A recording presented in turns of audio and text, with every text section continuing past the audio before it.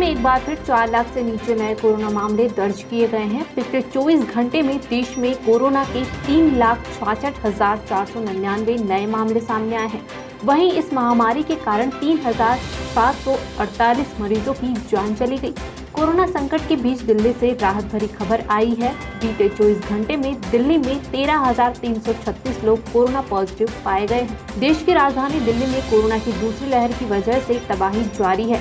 इस बीच दिल्ली के सरोज अस्पताल में कोरोना विस्फोट की जानकारी आई है। कोरोना काल में अब तक इस अस्पताल के कुछ 80 डॉक्टर कोरोना पॉजिटिव पाए गए हैं, जबकि एक डॉक्टर की कोरोना से मौत हो गई है। पश्चिम बंगाल के विधानसभा चुनाव में प्रचंड जीत हासिल करने के बाद ममता बनर्जी लगातार तीसरी बार मुख्यमंत्री बन गई है। ममता बनर्जी ने शपथ लेकर कामकाज भी संभाल लिया है, लेकिन अब बारी उनकी टीम की है। सोमवार को बंगाल सरकार के मंत्रिमंडल ने शपथ ली, जिसमें कुछ 43 मंत्री शामिल हुए। कोरोना संक्रमण ने अब गाँव में भी दस्तक दे दी है। शहरों के साथ साथ गाँव में भी कोरोना संक्रमण के मामले सामने आ रहे हैं। जब शहरों में मरीजों का ठीक से इलाज नहीं हो पा रहा है, ऐसी स्थिति में गाँव में अगर संक्रमण ने दस्तक दी तो स्थितियां बेहद खराब होंगी।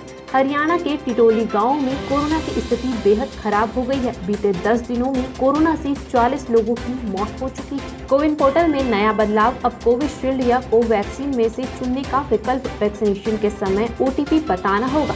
इस नए बदलाव के तहत अब वैक्सीन रजिस्ट्रेशन के बाद अगर आप अपॉइंटमेंट बुक करते हैं तो आपके मोबाइल नंबर पर 5 अंकों का एक OTP आएगा। इस OTP को आपको वैक्सीनेशन सेंटर पर दिखाना होगा। इससे ये वेरीफाई हो सकेगा कि ये अपॉइंटमेंट आपने ही बुक किया था। इसके साथ ही इससे वैक्सीनेशन के डाटा में भी गड़बड़ी नहीं होगी। न्यूयॉर्क सिटी के टाइम्स स्क्वायर में 2 गुटों में हुई बहस हिंसक हो गई। इसके बाद दोनों ने एक दूसरे पर गोलियां बरसाना शुरू कर दिया। घटना शनिवार की है। इस दौरान वहां मौजूद 3 लोग घायल हो गए। घायलों में 4 साल की बच्ची भी शामिल है, जो वहां परिवार के साथ खिलौने खरीदने पहुंची थी। गुरुग्राम में होम आइसोलेशन में रह रहे कोरोना संक्रमितों को समय पर ऑक्सीजन उपलब्ध कराए जा सके, इसके लिए जिला प्रशासन ने अमेज़न और जोमेटो जैसी कंपनियों को भी लगाने का निर्णय लिया है। गुरुग्राम जिला प्रशासन होम आइसोलेशन में रह रहे कोरोना संक्रमितों के घर समय पर ऑक्सीजन उपलब्ध कराने के लिए अमेज़न, जोमेटो डिलीवरी जैसे प्रोफेशनल डिलीवरी एजेंसियों के साथ NGO का भी सहयोग अब लेंगे। कोरोना महामारी के चलते 2020 से अमेरिका का विमानन उद्योग ठप सा पड़ गया है।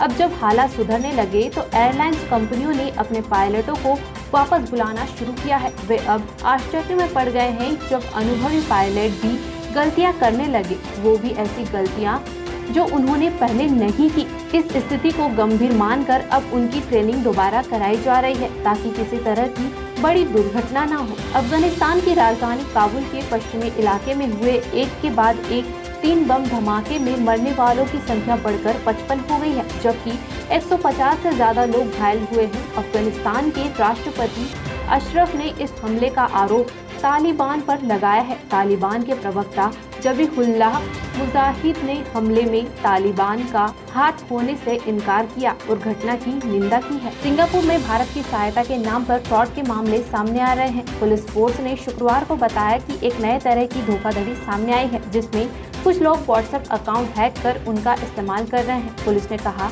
कि मैसेजिंग ऐप के जरिए लोगों से पैसे दान करने को कहा जा रहा है। वहीं कोरोना से प्रभावित भारत को ऑक्सीजन कंसंट्रेटर मशीन उपलब्ध कराने की बात लिखी जाती है। कई केस में अपराधी खुद पीड़ित लोगों के रिश्तेदारों और दोस्तों को व्हाट्सएप मैसेज कर रहे हैं। देश की राजधानी दिल्ली के उत्तरी क्षेत्र में स्थित छत्रसाल स्टेडियम में पहलवानों के बीच हुई लड़ाई में सागर धनखड़ की मौत हो गई। इस हत्या के आरोपी कहे जा रहे ओलंपिक पदक विजेता सुशील कुमार अब भी फरार है। पुलिस ने सुशील कुमार पर अब शिकंजा कसना शुरू कर दिया है। अब पुलिस ने उनके घर के सदस्यों से पूछताछ करना शुरू कर दिया है। Medical research journal the Lancet ने अपने एक संपादकीय में प्रधानमंत्री नरेंद्र मोदी की कार्यशैली पर तल्ख टिप्पणी की है। जनरल ने लिखा है कि प्रधानमंत्री नरेंद्र मोदी के काम माफी लायक नहीं है। उन्हें पिछले साल कोरोना महामारी के सफल नियंत्रण के बाद दूसरी लहर से निपटने में हुई अपनी गलतियों की जिम्मेदारी लेनी चाहिए। बोकारो के मुस्लिम बहुल चटियाबाग गांव में कोरोना की पहली लहर में राज्य की पहली मौत हुई थी। 17 ग्रामीण संक्रमित भी हुए थे। इसके बाद एहतियात बरती कि दूसरी लहर में कोरोना गाँव के किसी व्यक्ति को छू तक नहीं सका। यहाँ के लोगों ने 15 मार्च को ही गांव में लॉकडाउन लगा दिया। सख्ती ऐसी की कि गांव में बाहर से किसी के यहाँ रिश्तेदारों के आने पर भी रोक है। रमजान में लोगों ने घरों में ही नमाज अदा की। छत्तीसगढ़ में अब शराब की ऑनलाइन बुकिंग की जा सकेगी, इसकी होम डिलीवरी होगी। शनिवार देर रात सरकार ने इसके लिए आदेश जारी कर दिए। प्रदेश के आबकारी मंत्री कवासी लखमा ने बताया कि प्रदेश में सैनिटाइजर और जहरीली शराब पीने की वजह से कुछ लोगों की मौत की घटनाएं सामने आ चुकी है। इसे देखते हुए यह फैसला लिया गया है। शराब ऑनलाइन बुकिंग के जरिए ही मिलेगी। समाज सेवी पप्पूराम दारा के दोस्त हेमंत भंडारी को संक्रमण होने पर अस्पताल में भर्ती करवाया गया, मगर ऑक्सीजन नहीं मिलने से तड़पते हुए भंडारी की सांसें टूट गई। भविष्य में और किसी के साथ ऐसा ना हो, इसलिए डारा ने दोस्त की स्मृति में 2 ऑक्सीजन प्लांट लगाने की घोषणा की है। डारा 1 करोड़ रुपए से फलोदी और लूणी में एक प्लांट लगवाएंगे। फलोदी के प्लांट के लिए तो शिविर कार्य भी शुरू कर दिया गया है। दूसरा प्लांट लूणी मुख्यालय पर लगाया जाएगा। असम विधानसभा चुनाव के नतीजों के 1 हफ्ते बाद मुख्यमंत्री का नाम तय हो गया है। हेमंत बिस्वा शर्मा को विधायक दल की बैठक में नेता चुना गया है। विधायक दल की बैठक में केंद्रीय मंत्री नरेंद्र सिंह तोमर, पार्टी महासचिव अरुण सिंह और भाजपा के असम प्रभारी बैजयंत पांडा भी शामिल हुए। इससे पहले मुख्यमंत्री सर्बानंद सोनोवाल ने राज्यपाल जगदीश मुखी को अपना इस्तीफा सौंप दिया था। देश में कोरोना से बिगड़ते हालात के बीच कांग्रेस नेता राहुल गांधी ने प्रधानमंत्री नरेंद्र मोदी पर तंज कसा है। राहुल ने रविवार को सोशल मीडिया पर लिखा, देश को पीएम आवास नहीं सांस चाहिए। इसके जरिए राहुल का निशाना सेंट्रल विस्टा प्रोजेक्ट के काम को लेकर था।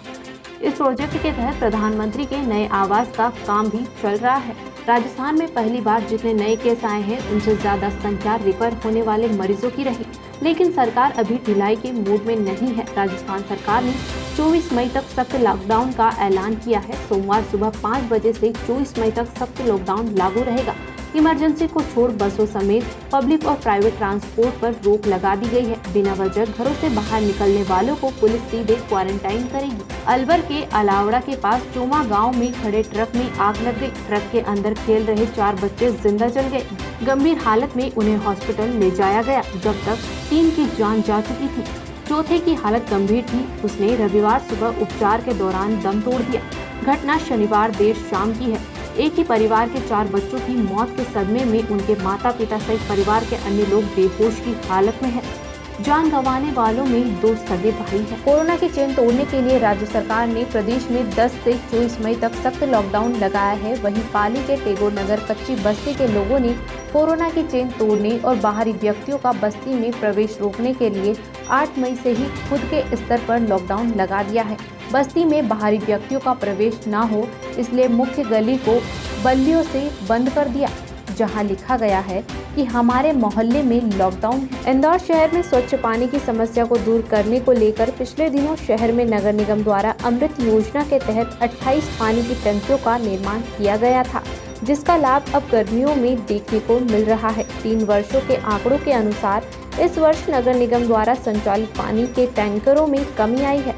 शहर में नर्मदा पानी की पूर्ति को लेकर नगर निगम द्वारा पिछले दिनों अमृत योजना के तहत शहर के उन हिस्सों में पानी की टंकियों का निर्माण कराया था, जहां पर स्वच्छ पानी की काफी किल्लत देखी जा रही थी। इंदौर में बढ़ते कोरोना को लेकर जिला प्रशासन की गाइडलाइन का उल्लंघन करते हुए पुलिस की निगरानी के बावजूद भी इंदौर शहर में कई ऐसे वाहन प्रवेश कर रहे हैं, जो कि यात्रियों को रेलवे स्टेशन सहित अन्य स्थानों पर छोड़ते हुए नजर आ रहे हैं, जिनमें निजी वाहन चालक इमरजेंसी सेवा पर्ची का फर्जी तरीके से यात्री परिवहन में प्रयोग कर रहे हैं। इंदौर के रीगल तिराहे पर महेश्वर सहित अन्य जिलों से 4 से 5 निजी वाहन दर्जनों यात्रियों को लेकर रेलवे स्टेशन पहुंचे, जहां पर पत्रकारों ने जागरूकता दिखाते हुए वाहन चालक से बातचीत की। इंदौर में कोरोना की चेन तोड़ने के उद्देश्य से मुख्यमंत्री द्वारा जनता कर्फ्यू लगाया गया है। इस दौरान लगातार प्रतिबंधित सामान वाहन शहर में परिवहन कर रहे हैं। इसी कड़ी में आज इंदौर के रीगल तिराहे पर कोल्ड ड्रिंक का परिवहन करते हुए एक मिनी वाहन जब्त किया।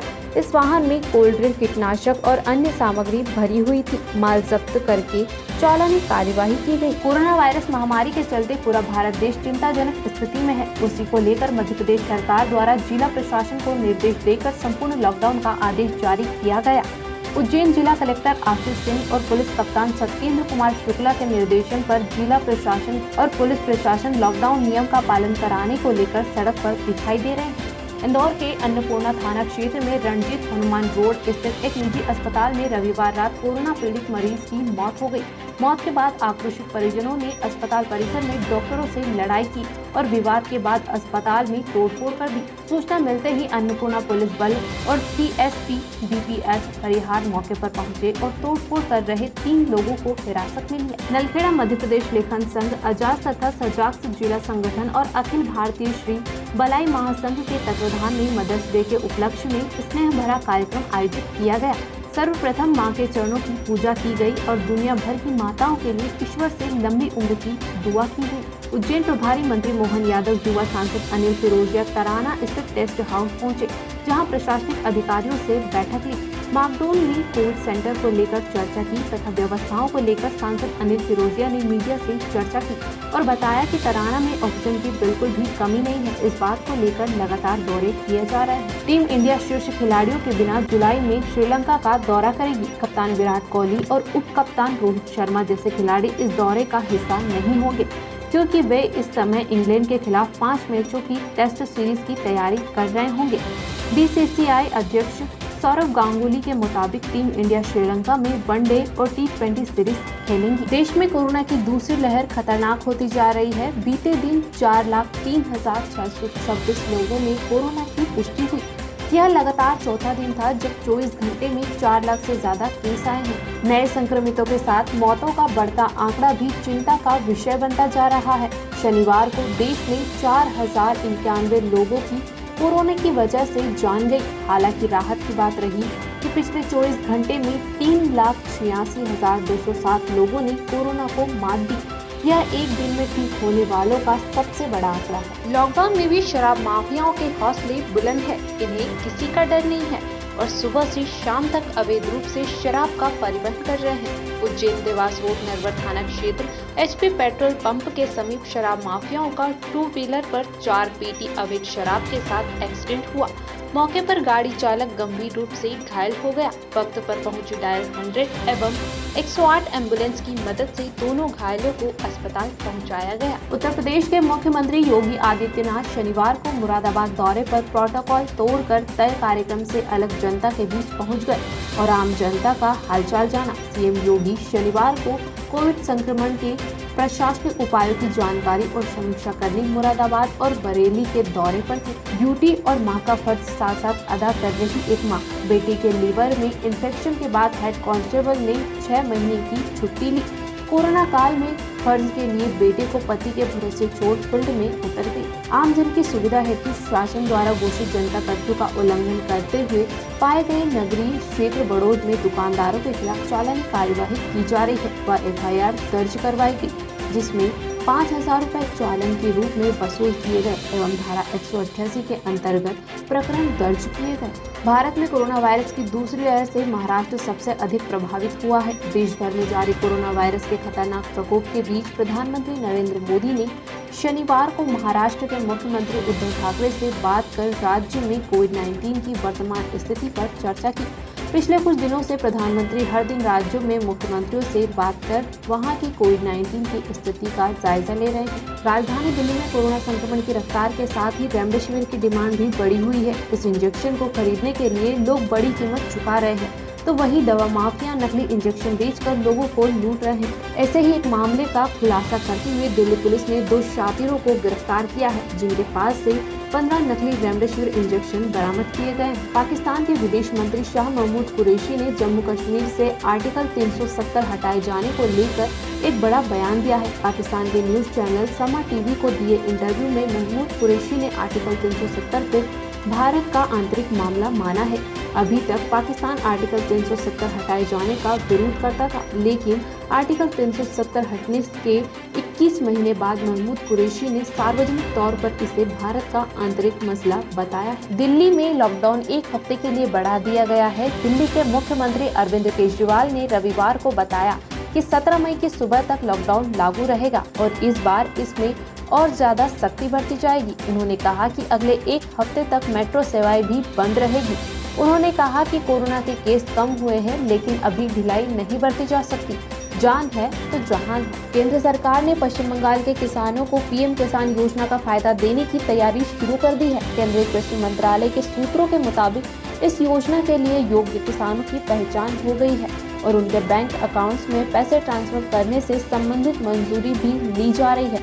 बताया गया है कि राज्य के किसानों को प्रधानमंत्री किसान सम्मान निधि की पहली 2,000 रुपए की किस्त 14 मई को बैंक अकाउंट में दे दी जाएगी। कलकत्ता उच्च न्यायालय की 5 सदस्यीय पीठ ने पश्चिम बंगाल सरकार को राज्य में विधानसभा चुनाव के परिणाम आने के बाद हुई हिंसा पर 3 दिनों के अंदर रिपोर्ट पेश करने का आदेश दिया है।